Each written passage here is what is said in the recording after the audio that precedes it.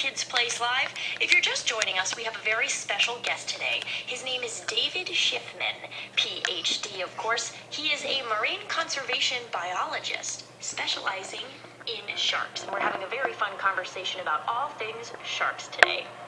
So I want to spend our last couple of minutes together. I want to ask you about the conservation part of your job. Are there sharks that are close to extinction? Yes. In fact, 1 out of every 4 known species of sharks and their relatives is considered threatened with extinction by a group of scientists called the IUCN Red List. 1 in 4, so that's 25% of sharks are at least threatened, if not endangered, for sure. And that's a lot.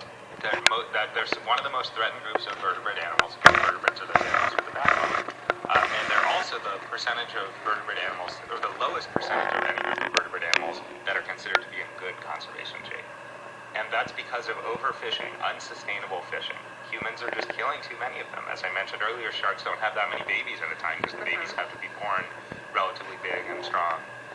One important thing that you and your listeners can do to help is to eat sustainable seafood and don't eat unsustainable seafood. How do we do that? So it's tricky. If you go to your grocery store, you might not be able to tell easily. A lot of grocery stores and a lot of companies use some pretty misleading things, but they're outside organizations that make guides that are meant to be very easy to use. And one of the easiest and most widely used of these is called Seafood Watch. I have that. Yeah. I have that on my phone. There's a free app. You can get a little card that goes in your wallet, and it lists. You can get regional ones. So they have one for Florida. They have one for the West Coast.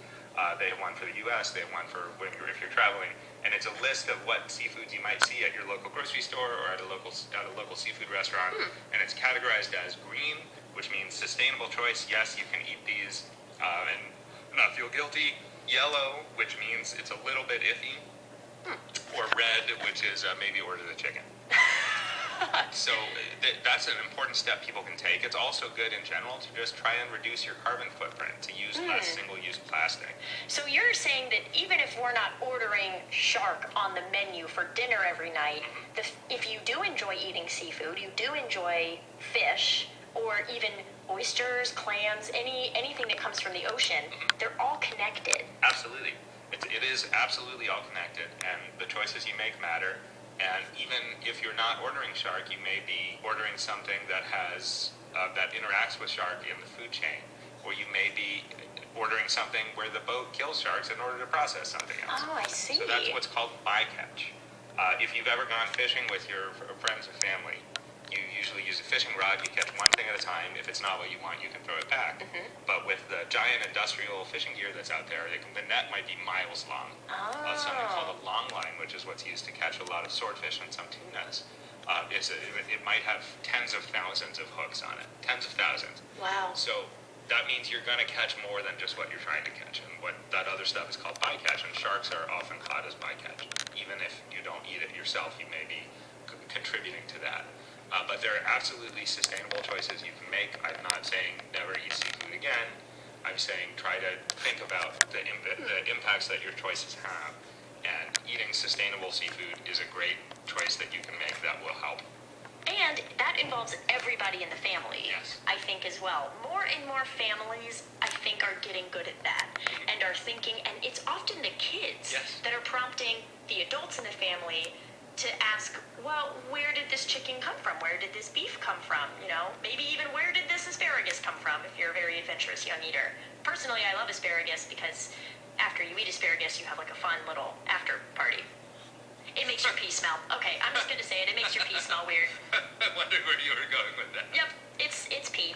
Well, David, I have to say, before we wrap up, we've got a question from a listener. Wonderful. That I want you to address. I believe this came from a family. We've got Zach and Kate and Will and their dad, Phil. And they want to know, what is the biggest shark species, and how big exactly is that, and the smallest?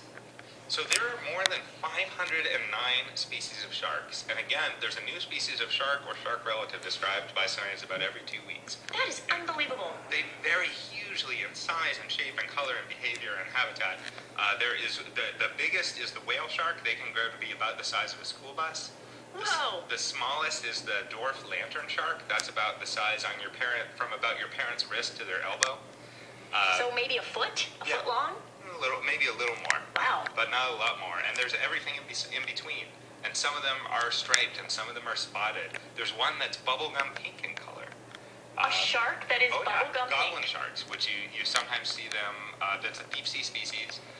Often deep sea species are kind of reddish because the wavelength from red light doesn't reach down very far. I gotta say, goblin shark sounds pretty creepy. They are a weird looking animal. Are they the ones that unhook their jaws? Yeah, they're crazy.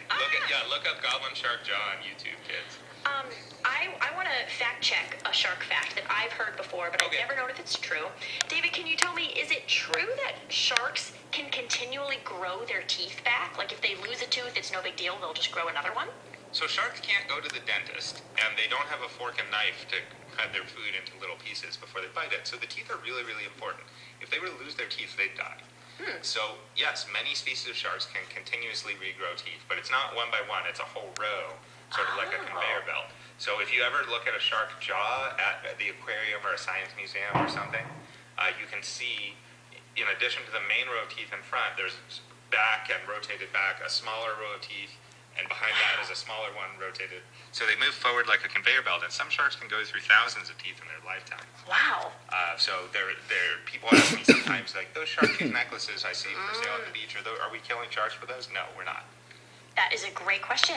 Okay. And most of those are fossil teeth. Okay, most of those are fossils because I bought them in the 90s. Yeah. So that's good to know. Well, I think this is a good time to ask one final question, which is give us one more amazing, bizarre fact about sharks that we could take around in our pocket for the rest of the day today.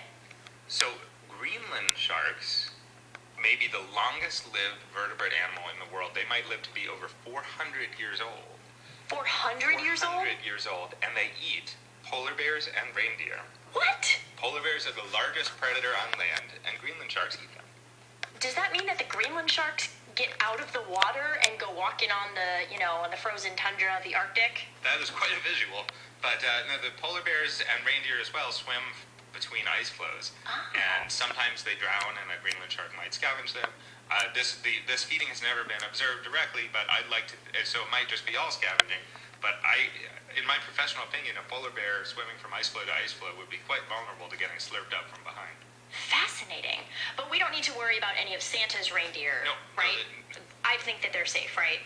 Well, if you can fly, then you won't have to swim between ice floes. Good point. Thank you. And on that note, what an amazing little conversation we've had about sharks. Thank you, David Schiffman. Thanks for having me, Tori. Again, David Schiffman is a marine conservation biologist, which means that he is here to not just learn a lot about sharks in the ocean, but also share that information with us, and you've done such a good job. I should ask, if grown-ups want to learn more about sharks, if they want to follow you online, where do they find your research and all of your fascinating shark talk? I am very active on social media, and I'm always happy to answer any questions that anyone has about sharks there. My Twitter, my Facebook fan page, and my Instagram are all the same name, and that's at Why Sharks Matter, all one word. Why Sharks Matter. I'm always happy to Matter. take questions. Great. David, thanks again, and happy swimming this summer. Thanks.